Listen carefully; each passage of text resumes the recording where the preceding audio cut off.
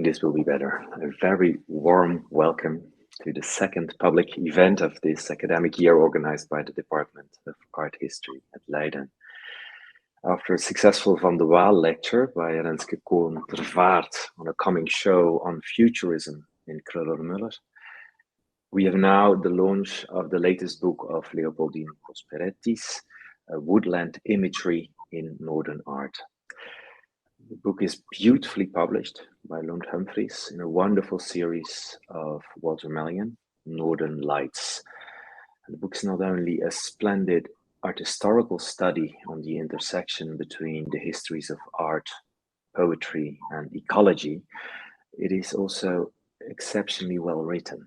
It was a true pleasure having the book with me during the beautiful summer we had. First, Leopoldine will introduce her book. Then we have Joost Keizer as a reference, reflecting on the book and placing it in a larger context of current research in the early modern period. And you can get your questions. You can put your questions in the chat. We will pick them up at the end of this presentation. Let me first introduce Leopoldine Prosperetti to you. She is an independent scholar living in Baltimore, an art historian, initially educated at the University of Utrecht. She pursued a career at the Walters Art Museum. She obtained her PhD in the Department of the History of Art at Johns Hopkins University in 2003. She has taught as an adjunct professor at the University of Maryland, Cultural College, Towson University, and the Catherine McGovern School of the Arts at the University of Houston. Leopoldine has published widely on the art of Jan Bruegel the Elder, and more generally on the vision of natural imagery in Northern European art. Her book, Landscape and Philosophy in the Art of Jan Bruegel the Elder, was published in 2009, and she co-edited a book entitled Green Worlds in Early Modern Italy, Art and the Verdant Earth of the Renaissance. But now we are here to launch her latest book, Woodland Imagery. Leopoldine, thank you very much for being here. The floor is yours. Well, I would like to begin by thanking you and and Joost for your encouragement. That meant an awful lot to me. And then, of course, I would like to welcome and thank our audience, including friends, scholars, etc. I'm so pleased that you are all here to talk about my book. Woodland Imagery in Northern Art. I would like to start talking about the cover. Unfortunately, the colors are a little darker than I would have wished, but it is a painting by Jacob van Ruisdael, known the world over as one of the great painters of the Dutch landscape in the 17th century. And I chose this particular painting by him, not so much for aesthetic reasons, but for the enactment, that is the word, for the enactment, a tragedy between suffering in the form of the willow, basically pollarded to within an inch of his life, and a beautiful leafy tree in summer glory, and that would be the consolation. So suffering and consolation, the enactment of suffering and consolation is what makes this such a wonderful work for me.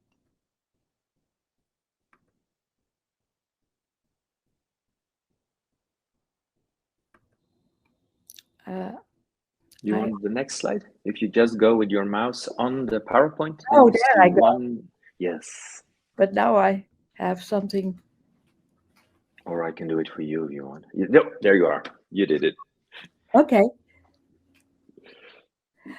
So what I'm showing you here is a drawing, a pen drawing by a man called. But where are the captions of the image?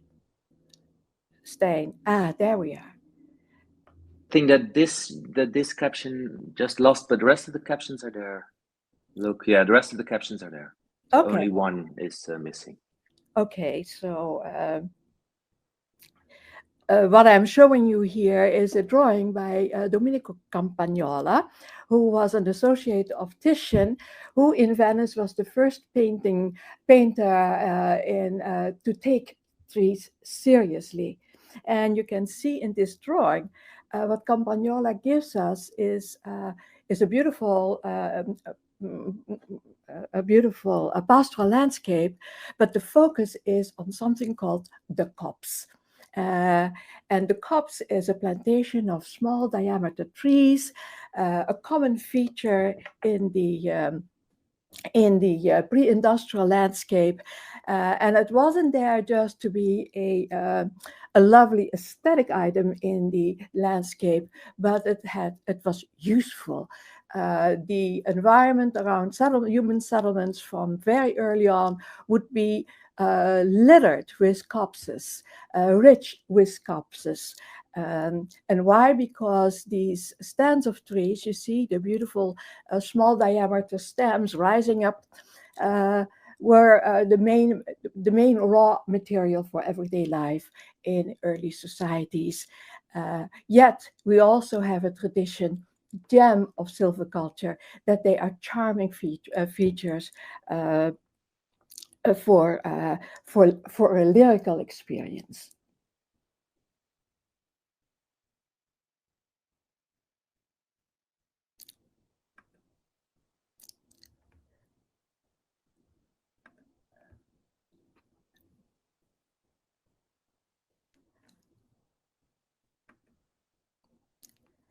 And in a similar way, I'm showing you here Leonardo's cups. And again, it is discussed for its aesthetic appeal, for the way in which he used red chalk to delineate these little stems rising from the ground, and then these high-top trees, the foliage sort of almost losing its materiality in pools of light. So as an art historical subject, but for him, it was probably also the record of a little stand of wood, of a copse, of a little wood that would eventually be cut down. It would be felled. So I just offering an aspect of this drawing that is not usually part of the art historical discourse. And to give you a further image in art history of the importance of this silviculture, woodmanship in everyday life, I'm showing you this painting by Peter Bruegel, one of his great landscapes, and it's the season of late winter when where a copse, another stand of trees that have been lopped to grow higher and higher, to give the kind of timber that is needed for society. And just as the plow is sort of the symbol for the advancement of human history through agriculture, I am showing you here the billhook, a gleaming object in Peter Bruegel's painting, as the emblem of silviculture, which some believe is even older as a human activity than agriculture. And this is the famous painting by Hobbema, known the world over. And really what Hobbema presents here in this fascinating painting, Hobbema, a Dutch landscape painter at the same time, more or less, as Ruisdael, but he shows us an avenue of elder trees that have been lopped to grow higher and higher and higher to give us a fine crop of super slender trees. So again, art history, but knowing about the silviculture that lies behind it makes it even more interesting.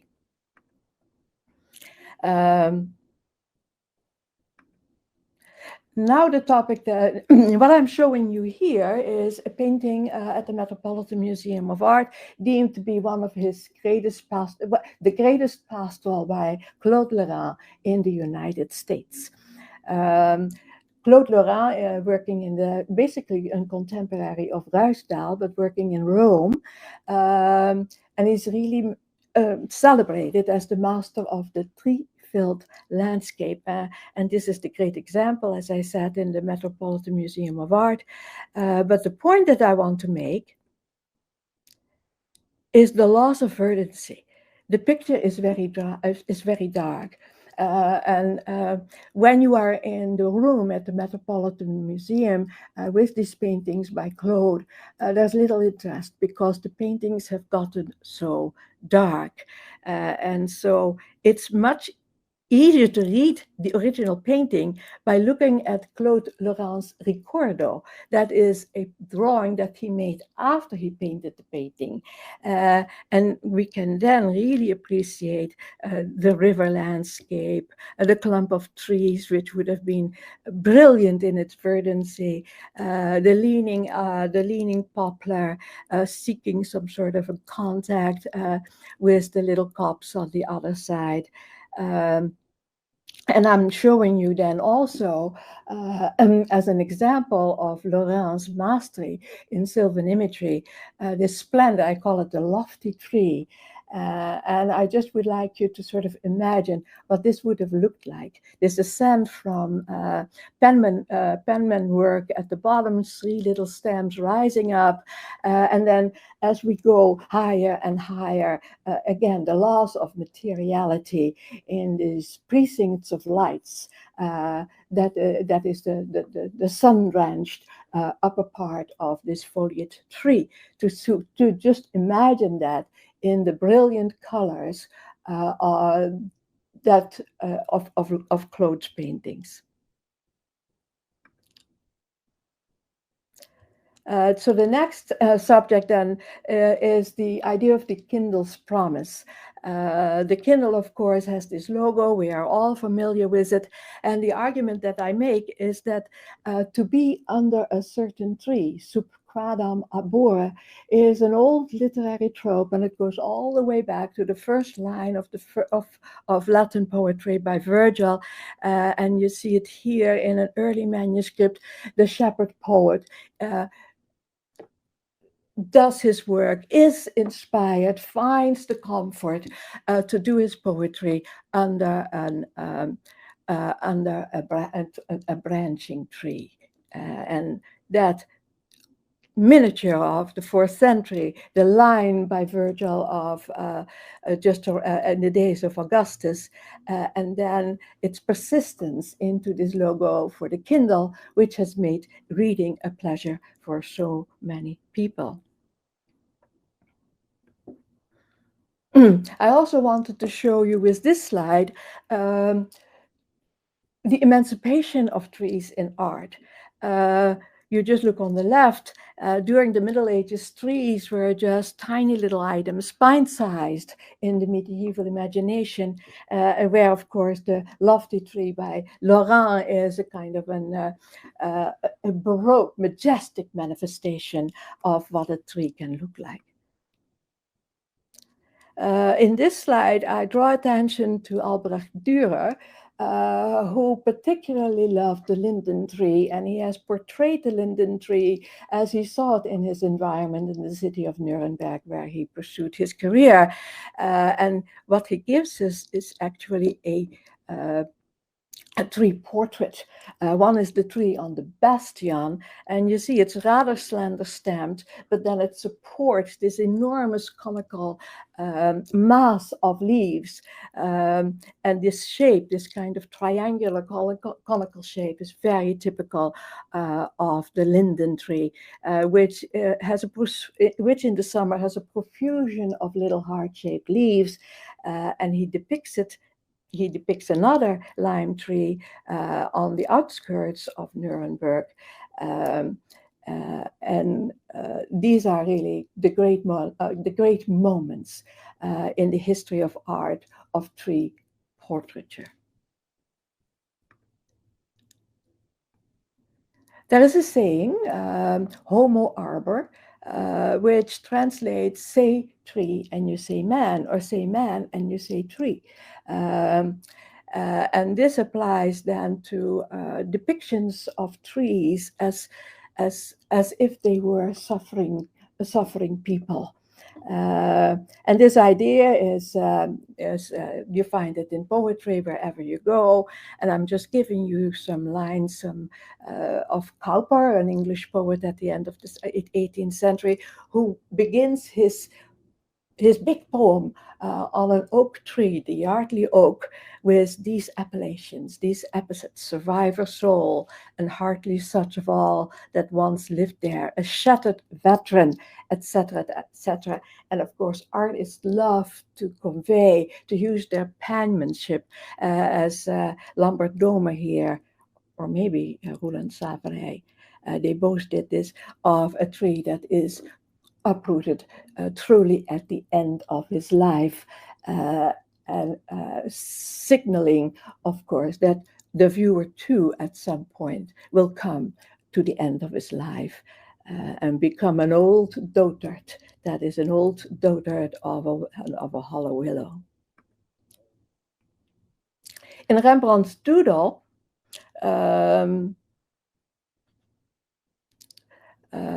I sort of was drawn to Rembrandt's doodle.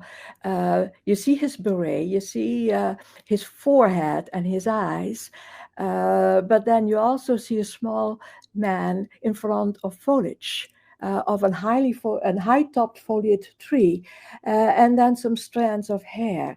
And it seems to me that this is a reference to an axiom by the great art critic Karel van Mander, that when it comes to depicting leaves and hair, it's all spirit. It's no longer an intellectual exercise of disegno.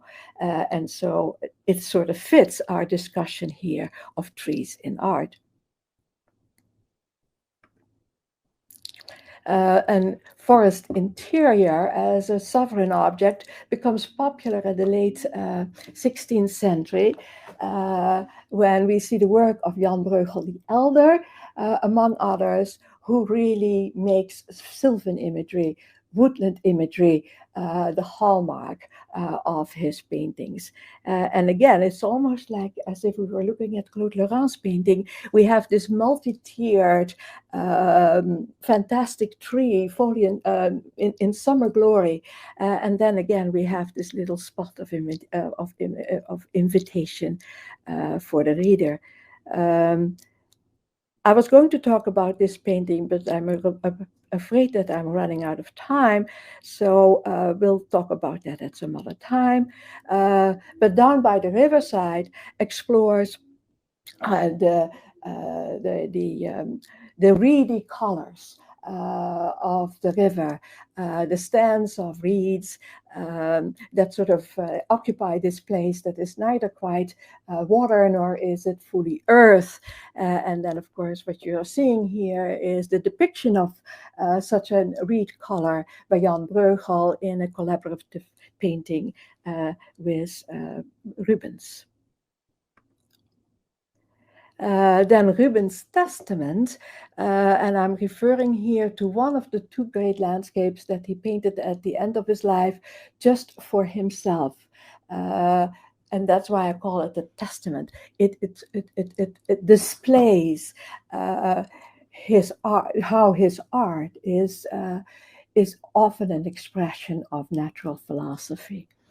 But I want to draw attention in particular. So here is this is early morning. We see his headstone, the place, his little castle where he lives in retirement, and then the enormous panorama of a Brabant polder somewhere. But the focus really is on the stump of the really moldy stump of a tree that once stood along the road here to give it shade, but it has been blasted, it has fallen down, and it is proliferating now, all sorts of thorns and brambles, which were fascinating to Rubens and botanists in his time, as examples, which they thought so, of kind of regeneration. How does nature follow decay and then find ways to regenerate itself? And sort of that is sort of manifest then here in this little tree, which I think is sort of a little ego document by Rubens, and it's invaded by the thorns and brambles in the foreground, and you see here a sort of Rubens' interest in the drawings, the naturalist drawings by Leonardo, and you see these wonderful studies of brambles, and art historians have studied Rubens' study of Leonardo's drawings, and so here. I show you a drawing by Leonardo, a fantastic drawing here of a fallen tree invaded by thorns and brambles, basically held upright by the invaders, already completely out, without, no longer situated into the earth. And then, of course, I have this little tree and the brambles here in this landscape. And there are people who think that Rubens identified with brambles not because they are a subject in the art of Leonardo, but because he, a red-headed man, sort of associated with the plant, Rubus fructicosus, a plant that yields red berries and is enormously fruitful in the countryside. And so here is sort of a summation of the various works that I've talked about. And that's it. That's the end of my presentation. Thank you very much, Pauline. We're going to keep the questions for later onwards, so please put all your questions in the chat. But this was a fascinating presentation of a fascinating book. I will give the floor to Joost, but first I would like to present him to you. Joost Keizer, a referent today. Actually, he's someone who every talk I have with him is inspiring again and again. So I'm really happy that he is here now to give his thoughts on the book. Joost is associate professor in the history of art at the University of Groningen and has just become the vice dean of his faculty. Joost wrote his PhD at Leiden University on Michelangelo and the Politics of Art, and published the PhD later as a book by Yale University Press. Before Groningen, he worked at Yale and Columbia University. And besides his work on Michelangelo, he has published on, among other Italian artists, Piero della Francesca, Leonardo, and Artemisia. One of his latest publications is the article Temporalities of Early Modern Signatures in Res, Anthropology and Aesthetics. Joost, thank you very much for being here. The floor is yours. Thank you, Stijn, for the introduction. Thanks for inviting me. And thank you, Pauline, for writing a fantastic book that I would have read later, I think, but came in touch with now, really at the time also when I was thinking about trees. I was sitting in front of a tree just a few minutes ago, but then decided that the counter light was just too much. You couldn't see me. A big linden tree that's growing in the courtyard of our faculty. I'm in my office. What Leopoldine does so beautifully in her book is to show what art is capable of, also is capable of doing at times when its subject is not flourishing.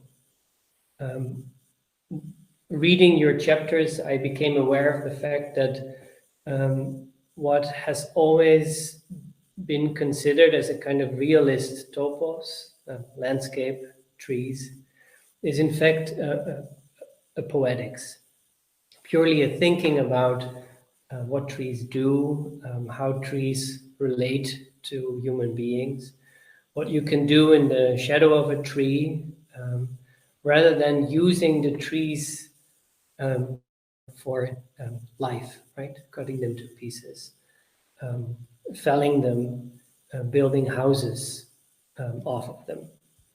The period that you talk about, early modern Northern Europe, the 16th through the 18th century, a little bit of 15th even, was a time in which trees in Europe were beginning to disappear. Quite slowly and not in every place at the same pace. They weren't disappearing everywhere. At the same time, across the ocean where you are now, Pauline, trees were flourishing, right? There's a lot of recent research on what happened after 2/3 of the South American populations died and trees took over, right? A sort of third stage in ecological succession. So the trees take over places where humans once were. And I've been thinking a lot about these kind of things happening also in the artworks that you discuss and in the kind of poetics that you bring to the fore for the first time, I think. It's a real sort of shift in thinking about landscape. That's how I read the book. I put a couple of slides together that talk about trees disappearing as a kind of sort of background to your book about deforestation. Also to see how special your book actually is. I was reminded of that famous quote in Pliny, who served in the Roman army. He went all the way up to Germany in the Roman legion. So he had seen the sort of wild forests there in Germany. And he wrote of this vast expanse of the Herinian oak forest, untouched by the ages, he says, and coeval with the world, which surpasses all marvels by its almost immortal destiny. And it's these kinds of quotes, together with Tacitus, who also writes about Northern Europe and the forests over there, that must have inspired people like Dürer and others. People who knew that there once was, where they lived, this vast forest that was coeval with the world, right? That was timeless, unchanging, and unchangeable. And that changed that idea, right? In the middle of sort of the period that you talk about, began to change. This is the frontispiece of a book published by Abraham Goos, Amsterdam printmaker, 1616, where he writes about the Ardennes woods, the Ardennen, that had shrunk because of the timber industry, housing and other kinds of buildings that humans used, right? When the populations were growing, the trees were shrinking. Mander talks about hard oak planks imported from Norway, right? There's the kinds of wood that northern painters painted on did not come from Europe itself, some exceptions. Goos also talks about the Sonian forest, still there, which had shrunk to 8,000 acres in his time. It's now 2,000 acres bigger because it's a UNESCO forest, it's protected. Also, as Goos emphasized there in 1616, because Albrecht of Austria felled 100 acres annually. He also mentions what the timber produced in terms of money, in terms of income. And then there's Ludovico Guicciardini, who came from Italy, lived in Antwerp for a while, traveled through the Netherlands, and he talked about the fact, interestingly enough, a fact that we see in other sources too, that in the Netherlands, where you would have soft peat grounds and a lot of water, as you know, trees would appear, would emerge from those peat grounds, from the inland bodies of water. These big oak trees would all of a sudden surface, and they were testament to the big forests that covered that part of Europe. So the Netherlands right? And people imagined that this was the origins of their place, that it was wooded. People in Haarlem imagined that they were descendants from followers of Bacchus, who lived there in the midst of enormous trees, oak trees and grapes and all of that. So I thought also when I was reading the book, I thought it's also kind of historical poetics, right, that we have there, the kind of disappeared world. Maybe not so much for Dürer, but for many of them, the forest disappeared also for the Italians. Then there's Van Mander, who was acutely aware of the fact that forests had disappeared, at least before his time. And when he talks about Jan van Schoorl, this is one of my favorite Jan van Schoorl pictures in the Rijksmuseum, who in the afternoons on Sundays and feast days, he usually went outside the city walls of Haarlem, where there was, at the time, a pleasurable wood. And he imitated the trees with colors very naturally and lightheartedly, unlike the common means of other painters. So this is Van Schoorl, who goes out into the woods, the Haarlemmer Hout, I think he means. And that was much bigger than it used to be in Van Mander's time. And if you read Van Mander on landscape, then you get the sense even that he's founding landscape anew. He also uses that word to found, stichten, as if the trees were gone. There's a passage when he talks about this is the forest, the bos that is here on the map by Thomas. It's a late 16th century map that is kept in the Noord-Hollands Archief, and other sources in that same archive also talk about the destruction of that same forest, the woods that Van Schoorl went to in 1572 and 3, when the Spaniards were outside the city wall, camped there outside the city wall, and they completely felled all of the trees, destroyed the whole Haarlemmer Hout, which was a kind of memories of that moment you can still find in sources. And what happens around that time is that humans start to take over from nature. They start planting trees. And that's also what we find in those sources, that to the pleasure of the citizens of Haarlem, that now vacant plot of land would be replanted. And those kinds of formulations we find more often around 1600, that trees are there for pleasure, right? Not just for timber. So it's that same kind of poetics, I think, that might have come out of painting, right? It's not unthinkable that painting produced the kind of poetics of trees that then was imitated by people in real life.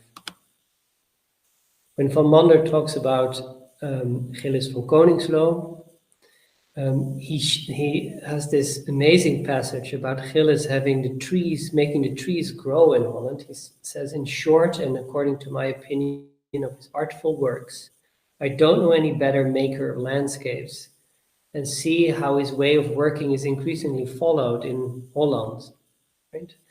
These dark forests that Gillis painted that he had inherited from the Frankenthaler school. And the trees that here stood rather withered, and he's still thinking about all the trees that are gone, and the trees that are there around 1604 when Van Mander is writing are still small. They were all replanted after 1483 around Haarlem where Van Mander is writing. And the trees that here stood rather withered began to grow after his as much as they considered appropriate, although some farmers and planters would deny it.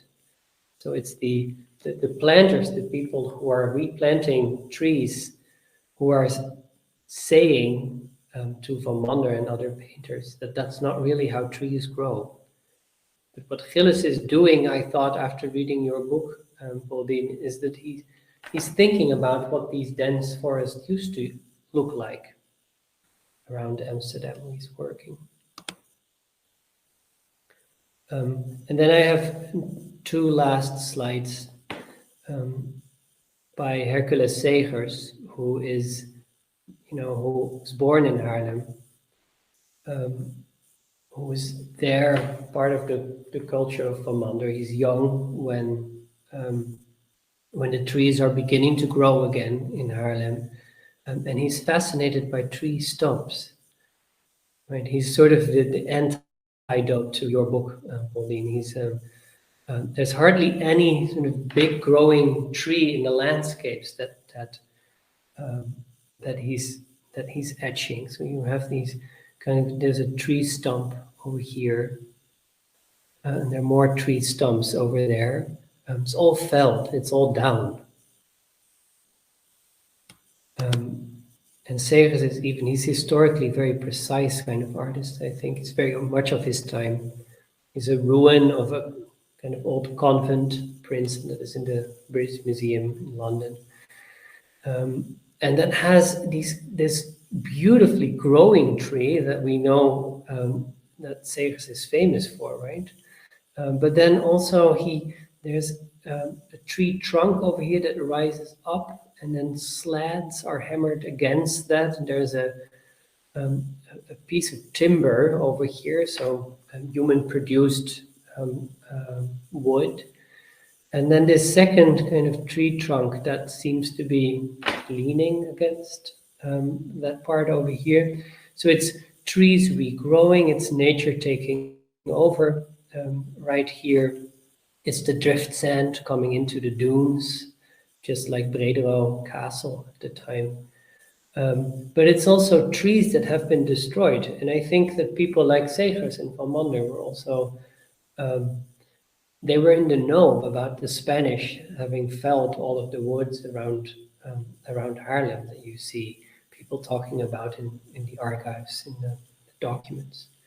And I thought that this would be a sort of antidote to your book, Pauline, also, because it would open the kind of discussion that I think your book also raises, is that coordination with how people imagined what nature should be like, right? How it should be imagined, what it could be, and the kind of reality that you sometimes find in other artists, like Segers. So that was a real sort of eye-opener for me. So the article I was writing over the summer, I haven't submitted yet. It was done, but I had to incorporate your book. That's the short story. So thanks for that. This is, I think, the end of my presentation. It's not the full 20 minutes, but I hope it's enough.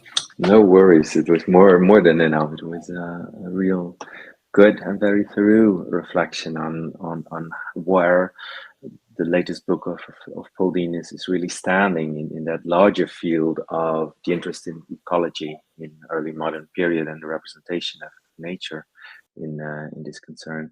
Maybe I give the floor to Leopoldine before we will address the questions in the chat to briefly react on the talk of Joost.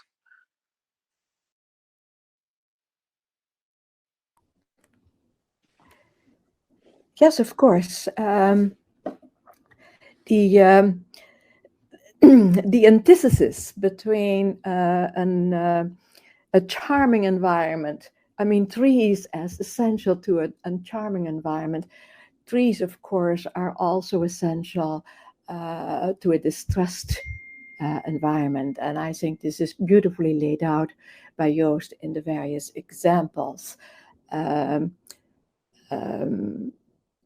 And then in terms of the ecology, I think we can do so much in the future, trying to developing ecological frameworks for what it is that we see, all the many artistic testaments that have been left for us in the art of the Dutch Republic and beyond. So we have a lot of work ahead of us.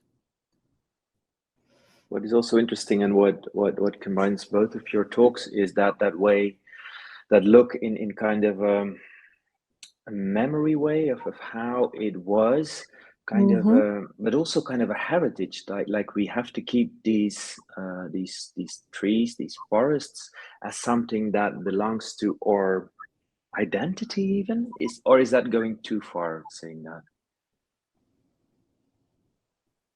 That so just as of course the Dutch, for example, presented themselves in marines and their identity, the same could be said maybe in Ruisdael's depictions of forests, of landscapes. Do you mean to say this homo arbor axiom that Actually, I want to broaden it a bit with that idea of heritage, that it belongs to us, that it belongs to our past. So forests combined with the idea of heritage, actually. I think that if we start to look for testimonies, the whole wide ocean of Dutch literature, I think we'll find, and art, we'll find a lot of tree imagery that is almost like an ego document.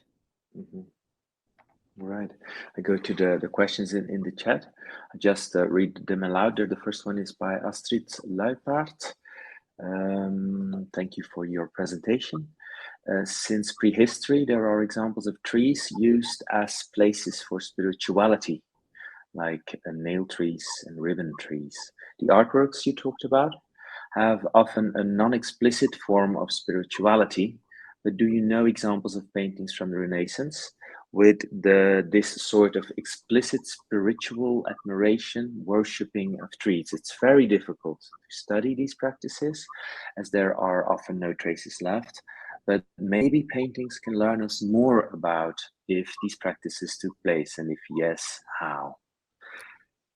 Well, I do have a project in my mind about the hazelaar, the hazel tree, which was with us basically from the moment that the Ice Age withdrew the first pioneer trees, the birches and the hazels, and they, of course, became enormous resources for raw material for the advancement of mankind, or whatever you want to call it. And I think I have quite a little library of depictions of the hazel tree and the hazel cups. That little cups that I showed by Campagnola most likely was a hazel cup. Virgil talks about the hazel as a place of lyrical, as a lyrical place. So I think an awful lot can be done with trees as a whole range of identities that are significant for mankind. Not just as, not just as works of nature. Yes, thank you. Joost, would you like to add to this?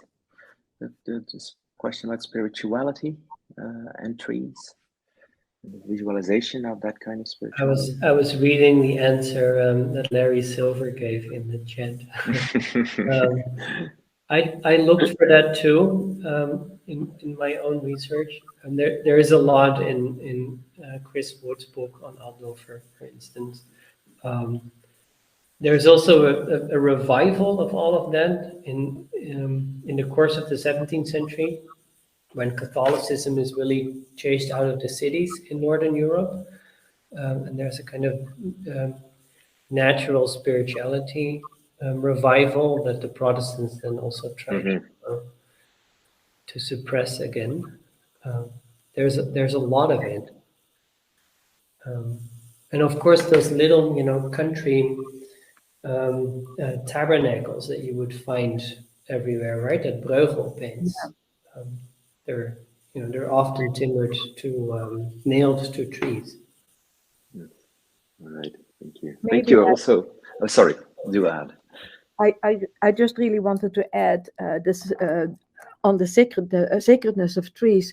This story of Ruisdael, the great mystic, who receives who experiences mysticism underneath a fiery tree in the Zonienwoud. And I think that must have been in the minds of so many people, because he had a tremendous influence. Yeah, sure. Thank you. So thank you, Larry, for reminding us of that joke of Oscar Wilde about landscapes, nature copies art. Caroline had a question. Thank you for your presentation. When you showed Rubens' painting of his castle with a panorama, it made me wonder if these paintings express an opposition between nature and culture, or more of an ideal combination of nature and culture. According to you, do paintings like the one of Rubens aim to bring us closer to nature or to illustrate the differences?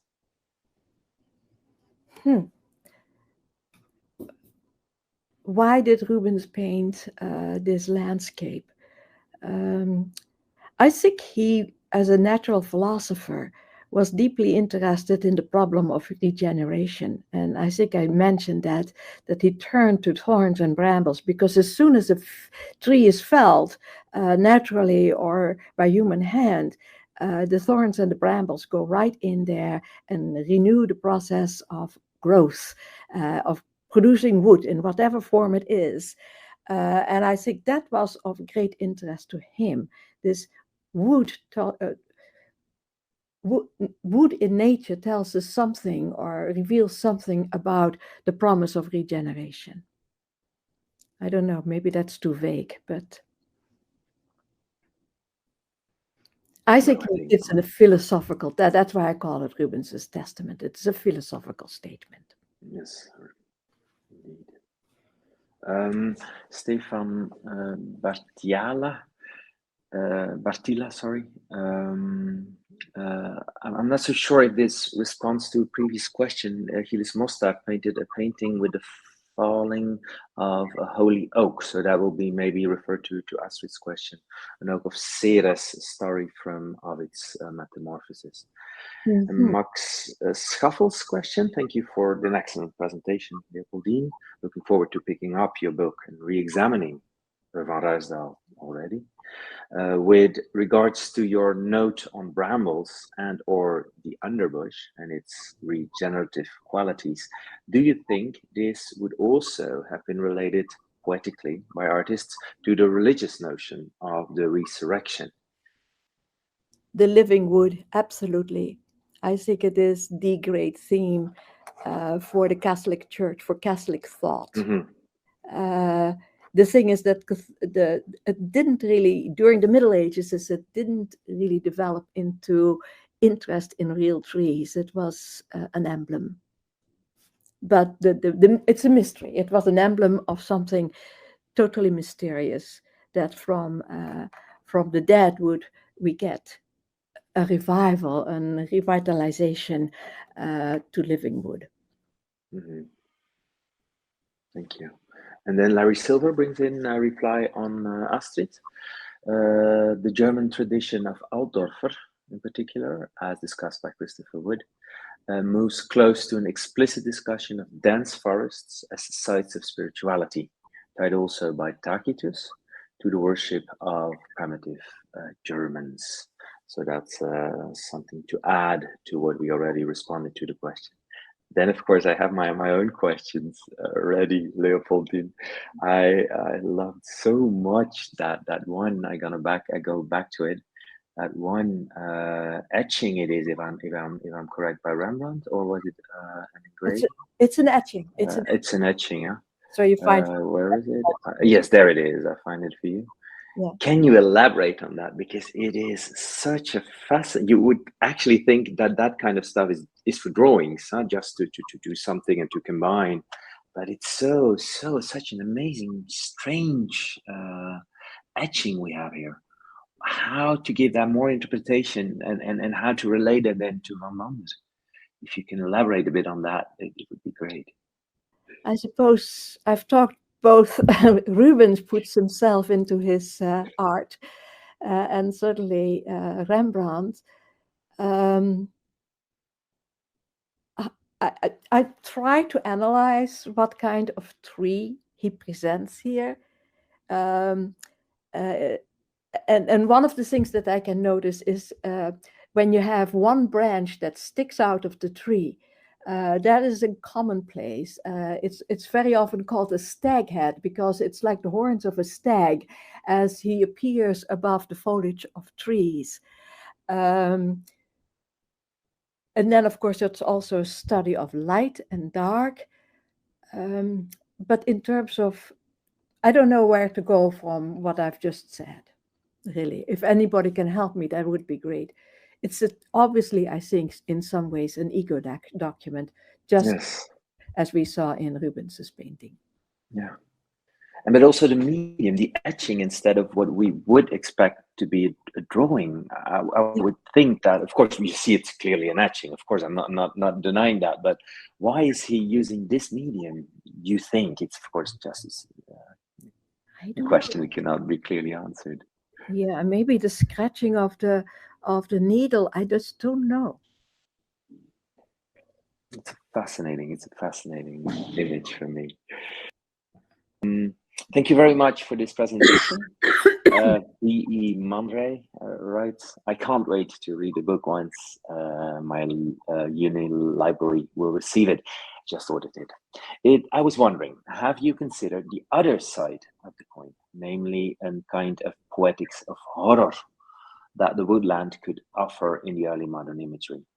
Sylvan landscapes, such as the Sotoboski by Otto Marseus van Schriek, for instance. It would be interesting to have your opinion. Thanks. All the best and lots of success for your book.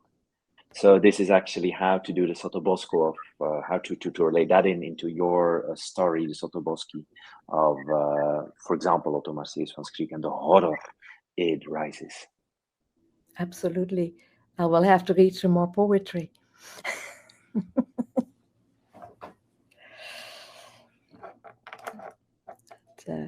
It would be quite the opposite than that regenerative force. I think it's more the death that's represented there with the typical animals that is related to the negative side of the nature.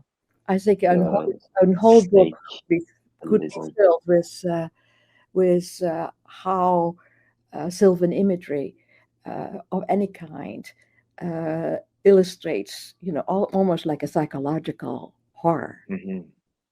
I don't know whether Freud has done anything with it. I don't know. But there is an ego document and self-identification going on, I think, between what you see in nature, what we see in art, and what goes on in our mind. Mm-hmm. Yeah, actually, there have been done splendid work on Otto Marseus van Schriek relating him to the biology avant la lettre, the natural sciences, but not so much relating him to poetry. Mm-hmm. Would that be a new angle in order to better understand his work? Marseus Schriek? Yes. I would love to look, to think about it and to see if there is a poetics of words that would match the poetics of his vision. Yes. Something to add, Joost, to one of the previous questions? No, not really. Then there's already another remark. There's enough about horror and the forest, right? I mean, there's a lot of dark. Is that so? Who writes about that? Just what you find in chronicles about what people say when they have to move through dense forests. Yes. Right. So it's relatively safe to travel through fields and all that and small woods, but dense forests are very dangerous. And so some cities pride themselves on being surrounded by safe forests. Right. Maybe we should reread Simon Schema's. Yeah. Landscape and Memory. Yes. Mm-hmm. All right, there's another remark by April Uttinger. In response to the question about etching, so the Rembrandt question, I wonder whether the additive nature of the etching process is comparable to an index of the organic and temporal nature of trees in their growth. So would that be something to better understand? I think that his pen is really, I think it's a great question, is creating a trajectory that is human life to some degree. You know, there are these knot holes where a branch was taken off by storm or by human hand. There is a branch that is just felt. It's just, you can see that it's been cut off. And then there is a lot of die-off as well as a continuation of the effort to reach the light, because that's a tree's job, is to reach the light. And then, of course, that culminates on one hand in this kind of negative space of immateriality when light hits the foliage. And then on the left, there is a dead end. Thank you. Yeah, I can read it as a human, as an emblem, no, as an image, a visual poem on what it means to be human. All right, thank you. A question by Luis Zamora. I'm interested in your concept of ego document, Pauline. Do you feel that this concept applies to other images to tree images in ways that other images do not? The ego document, which I think I once read a book or an article that it was very much part of a Calvinist's life. He had to write down what he has done, or the good and the evil in his life, and that is the ego document. So it sort of is a cultural phenomenon. Now, trees certainly can stand for the human being, and you're asking me, are there other items that could stand for the human being in ways that are comparable? I would have to really think about that. I mean, see what features of the earth can afford the same kind of comparison or analog or metaphor. But I'm sure if we look for it, we can find it. But the tree is so universal, and hopefully will remain around us, that it seems to be the best emblem in nature to make thoughts about what it means to be human. Mm-hmm. Thank you. Then a remark by Amy Galani. Just in case this passed by, the Harvard Art Museum had a summer exhibition of Dutch drawings and a catalogue, Crossroads, that explored the land as ravaged around 1600 by the wars and overgrazing. That's Joanna Zederstein and Suzanne Anderson. So that's interesting to bring that in. I don't know if you want to reflect on that, to respond on that, Leopoldine or Joost.